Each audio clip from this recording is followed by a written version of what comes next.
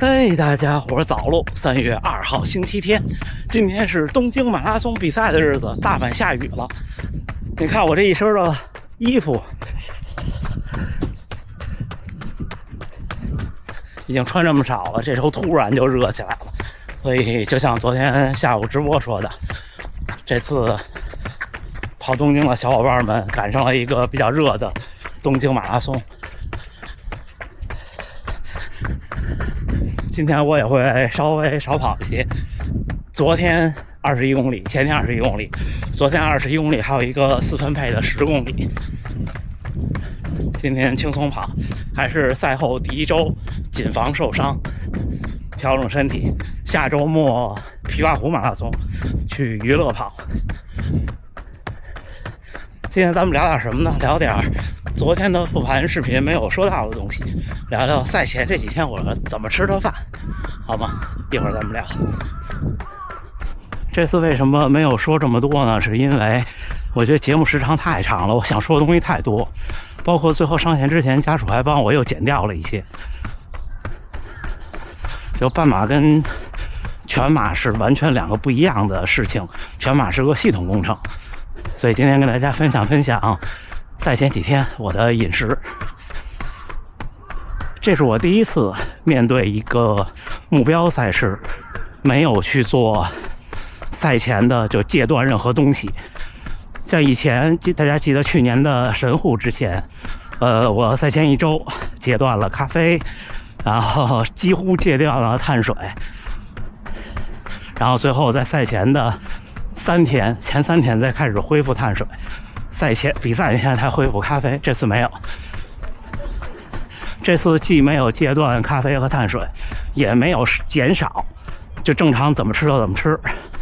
跟大家说几个指标，还有就是我吃的东西。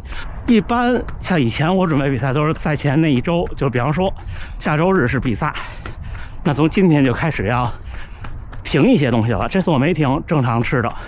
我记得很清楚，赛前1周的时候，当时称体重大概是56.7公斤，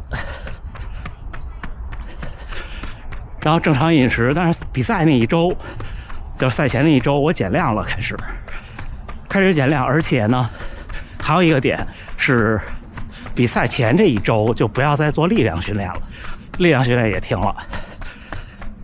然后到周4的时候，差不多我的体重来到了57.3公斤的样子。周1到周4什么都没有发生，正常饮食，正常的减量晨跑，每天都有发节目，大家都看到了。然后就是从周5开始，因为这次的比赛是周1，所以我从周5开始，大家就可以把我现在说的周5当成周4就好了。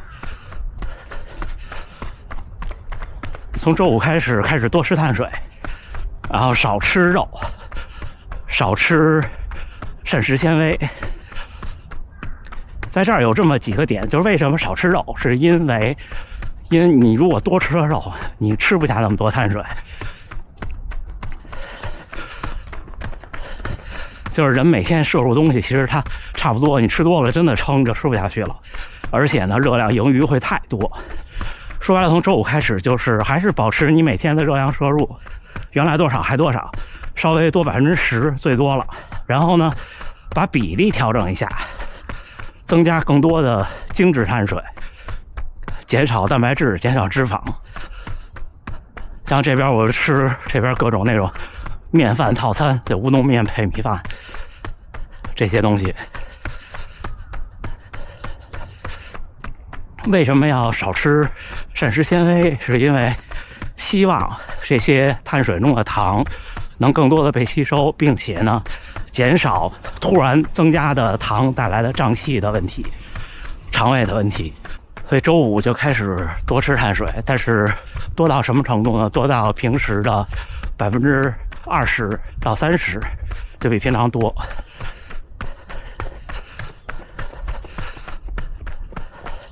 然后周六是我吃碳水最多的一天，因为周六是可以3顿饭都多吃的，就那一天吃的特别撑。周六早晨像平常一样吃米或者面或者面包，具体是什么现在我记不得了。然后中午去了博览会，领完东西以后去吃了萨莉亚，就是面、意面和饭，然后点意面不点全麦的，就点普通的。我记得我吃了几乎萨莉亚2份意面，然后晚上就是白米饭，然后吃了什么呢？吃了这边的涮锅，就是特清淡的、清水的，没有油，瘦肉，就基本上一片肉吃，就3片肉吃1碗饭，那个状态，吃了3碗米饭。然后礼拜天早上起来，体重就来到了59公斤，吓坏了。所以好多专业教练也说，运动员赛前那1周或者赛前那3天就别称体重，因为都会这样的。你称完以后你就焦虑。我们说的那个马拉松精英的体重，其实是指日常的训练状态中的。然后礼拜天这一点我说了多少次了？如果您18、9、22、23岁的小伙子，就吃完一顿2个小时就饿，那无所谓。你要是像到我这年纪了，虽然我还挺能吃的，但是礼拜天的晚餐一定7分饱，甚至6分饱就好了。礼拜天的晚餐要稍微有点饥饿感，这是我的经验和教训。那礼拜天就是早晨跟中午还是使劲多吃碳水，会更纯粹一些。礼拜天的中午好像是在外边吃的，就吃了面和米的套餐。就这边那种面和米的套餐都是几乎没有脂肪，然后没有蔬菜。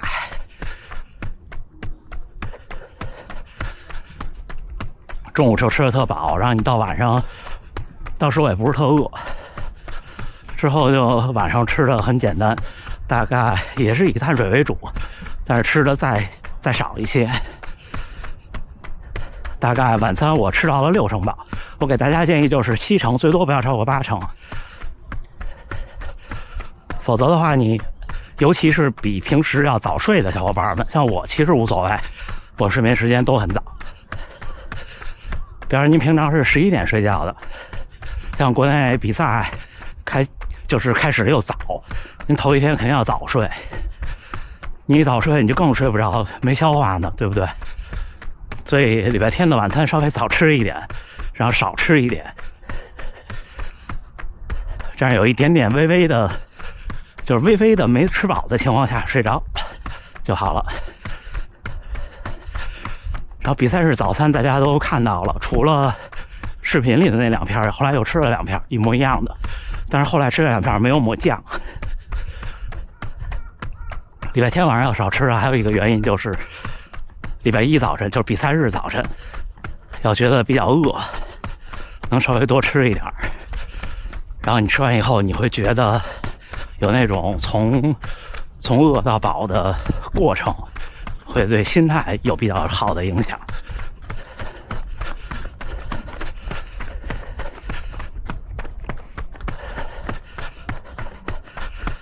这就是这赛前这几天我怎么吃的。总结下来就是少吃膳食纤维，少吃不消化的东西，就是不被人体消化吸收的东西，然后少吃脂肪，少吃蛋白质，多吃碳水。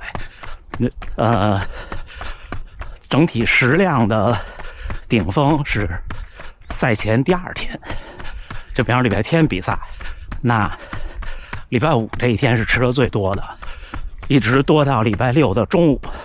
对我这次比赛就是多到礼拜天的中午。赛前那一天的晚餐少吃1口，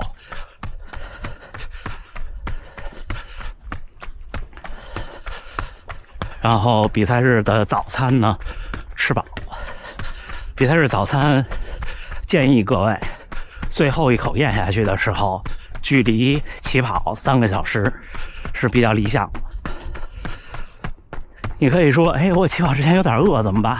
没关系，一起跑就不饿了，就是让胃排空，正常人胃排空基本都得超过3个小时，就让它进入肠道开始吸收了，就 OK 了。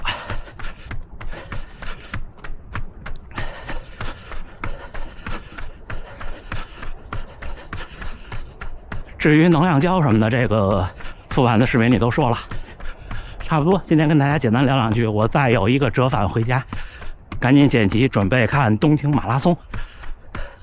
3月2号星期天清晨，刚7点01，已经训练结束，15公里，平均配速4分55。今天就一个匀速的轻松跑，调整身体。然后明天是这个周期最后一个训练日。这是我赛后的第一个训练周期。第一天是一个21公里匀速跑，昨天是一个21公里，但是中间有10公里是集体跑了一个4分配的10公里。然后今天是15公里的轻松跑，明天可能跟今天差不多。然后这个周期调整过来看身体的反应。下一周琵琶湖马拉松之前我就不减量了，就正常训练了。然后今天跟大家聊的是昨天复盘视频没有说到的一些其他的细节。今天说饮食，因为像昨天那种视频不太可能每一个细节都展开说，一说一下午了。昨天可能比较展开说的是赛道上的一些我觉得想跟大家分享的点。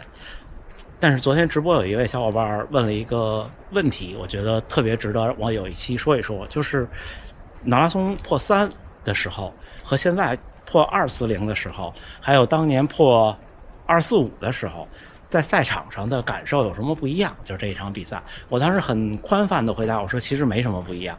回头我跟大家聊聊为什么是这种感觉。就是这种感觉是初跑者，或者说如果说我的能力和资质，在我跑步前7年甚至是8年都感受不到的，都理解不到的。对，所以就是多跟大家分享一些这些吧。我也觉得这是我频道对我来说的价值所在。赶紧回家，抓紧早饭，抓紧剪辑，抓紧发布，然后坐在电视机前看东京马拉松。我不确定会不会开直播，但是估计按我的性格可能会开，跟大家聊两句吧。那行，最后还是祝大家能努力生活，健康平安。咱们下回再见。